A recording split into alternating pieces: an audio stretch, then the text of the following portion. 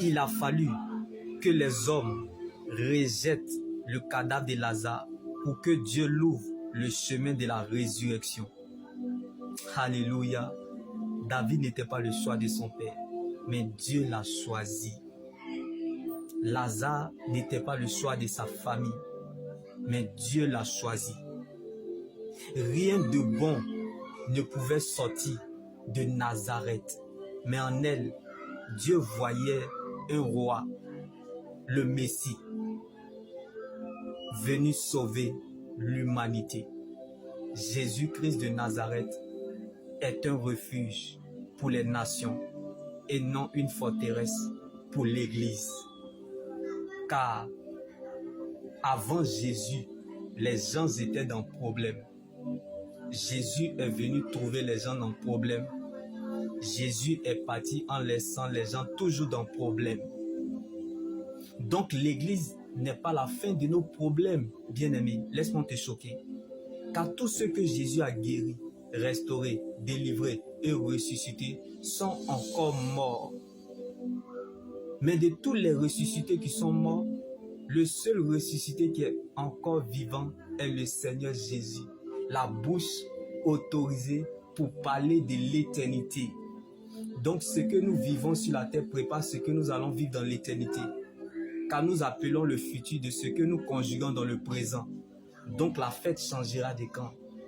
Car la fin de toute personne sur la terre est le commencement de son éternité. Alors heureux donc celui qui prendra son repas dans le royaume de Dieu. Car la vie avec Jésus est un espoir sans fin. Mais la vie sans Christ est une fin sans espoir. Alors acceptons donc le Christ afin de triompher de tout, même de la mort. Car Jésus est la bouche autorisée pour parler de l'éternité.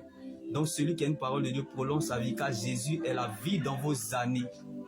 Alors attache-toi à ce que tu crois. Ne mets pas foi de ce que l'on te regarde ou tu vois. Ne baisse jamais les bras. Et tu verras dans le temps que Dieu veille sur ses promesses. Le Dieu que nous servons n'est pas seulement le Dieu qui fait des promesses, mais qui tient toujours à ses promesses. Jésus est fidèle à ses promesses. Il n'est pas un généraliste, mais un spécialiste dans le domaine. Là où l'on s'y attend le moins, c'est là le temps voulu de Dieu. Les hommes tracent l'heure, mais c'est Dieu qui donne le temps. Les hommes tracent, mais c'est Dieu qui écrit l'histoire. Donc la meilleure prédication, c'est votre propre histoire avec Dieu.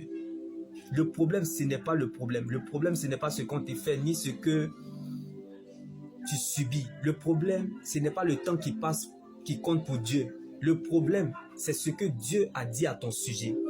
Est-ce que tu sais qui tu es? Est-ce que tu connais le Dieu que tu sais? C'est parce que tu ne sais pas qui tu es. Sinon, tu allais voir ce problème différemment en ta faveur. Rien de bon ne pouvait sortir de Jérusalem. La Bible déclare que homme de douleur habitué à la souffrance, il n'avait ni beauté ni éclat, ni splendeur pour attirer nos regards. Son aspect n'avait rien pour nous plaire. Mais il est venu sauver l'humanité. Que les gens veuillent ou pas, la bénédiction repose sur vous. Ne mets pas foi de ce que l'on a déterminé pour ta vie. Car la parole de Dieu est au-dessus de la parole des hommes. La bénédiction n'a pas d'adresse. Même si tu ne veux plus croire, le ciel croira à ta place. Car Dieu ne t'a pas mené si loin pour t'abandonner. Donc tu ne finiras pas là où tu es.